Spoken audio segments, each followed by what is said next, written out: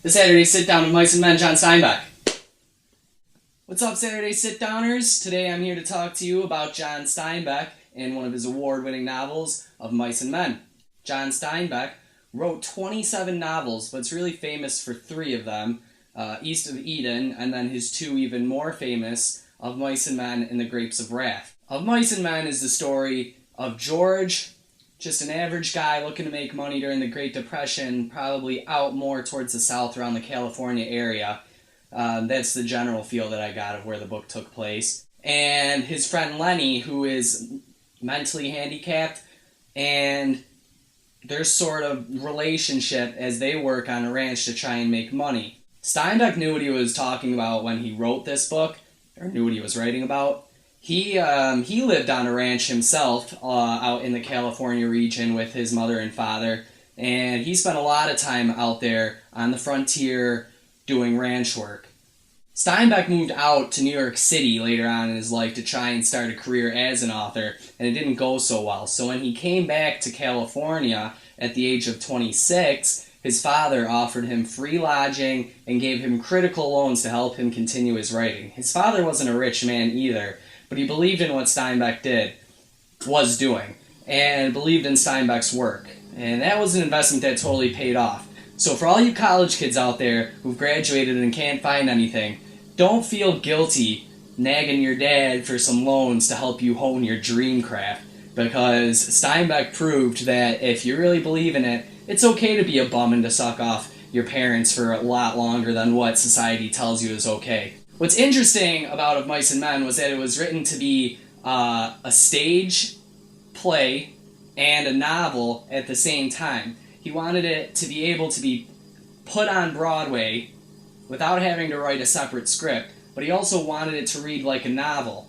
Of interesting note, when it did actually get put on stage out in New York City, Steinbeck was in California at the time, and he never came out to go see his play. He believed that what he had written down on paper was as perfect as it was going to get, and that if he saw any adaptation of it, that it would just be a letdown. So anyways, what do I feel about Of Mice and Men now that I read it a second time? What's interesting is I went into this book thinking I was going to hate it. That's the first time I've gone into a book so far in these book reviews where I've thought of that way. And I came out a completely changed man. I really liked this book. It's a really good story. There's some good themes here that run throughout. There's the theme of dreams. Every character has a dream in this book that they're going after.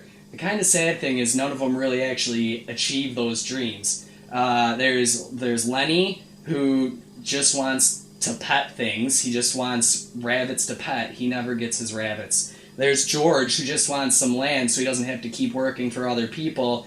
He never gets that land.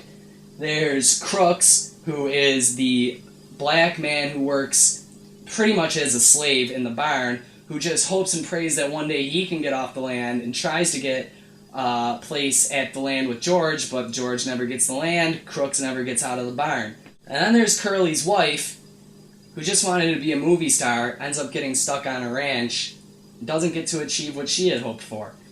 Nobody ever really gets what they want in this book.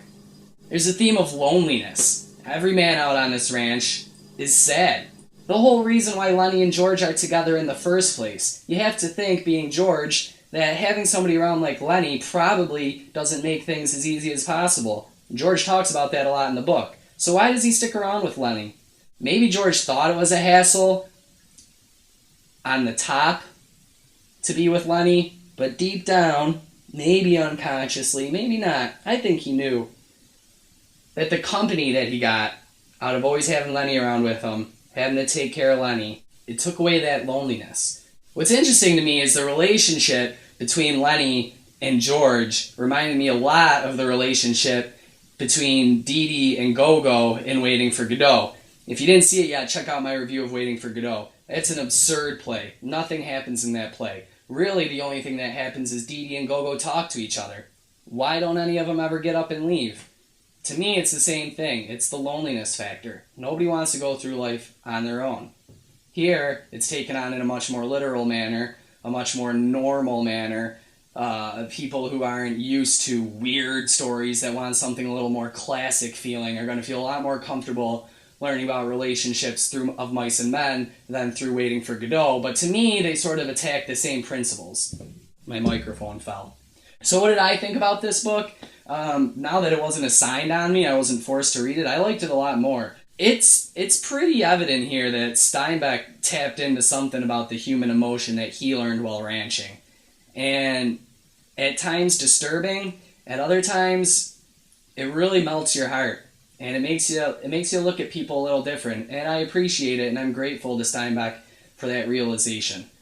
So for this book, I'm going to give it a better. If you remember last week, I said there's good, there's better, and there's great. I'm going with better on this one. I liked it a lot more than last week's book, but I can't put it up there as one of my favorite books of all time. I'm definitely going to read it again, though. So this is a better book. Give it a shot. I think you'll like it. If your teacher's forcing it on you, pretend like he's not. Pretend like you picked it up on your own, and I think you're going to be rewarded. John Steinbeck, Of Mice and Men, a good novel. Give it a shot.